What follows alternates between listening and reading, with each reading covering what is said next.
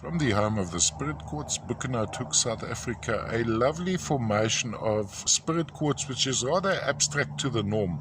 Now typically on the Spirit Quartz we have a central quartz crystal surrounded by smaller ones.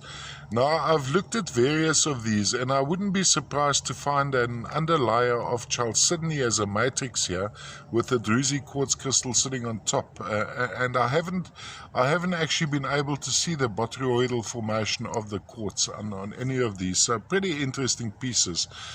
From an artistic point of view, like a little person over here, so there's various, from a display point of view, I'd run it across like this.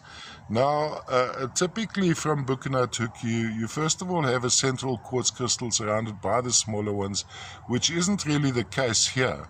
It's maybe an underlayer of the chalcedony. The undertone seems almost botryoidal with this dusting of druzy quartzes on top.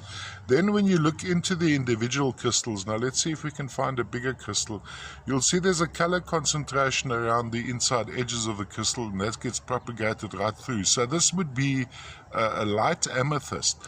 And then what we have here is some reddishness to brownishness, which would be inclusions of hematite. So technically speaking, this would be the ferruginous quartz. And then we have a third dimension as well on some sections. Have a look at that. It's as if you can see through the outer layer and look into the heart of the crystal. All the way from South Africa, Buchenhout and surrounds. I'm going to move it this way around so we can, yes, look at that.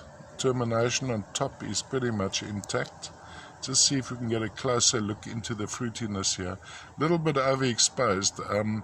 You'll find in my still pictures, some of them appear grey. They are actually amethyst. Maybe a slight smoky amethyst, a purple going into the grey.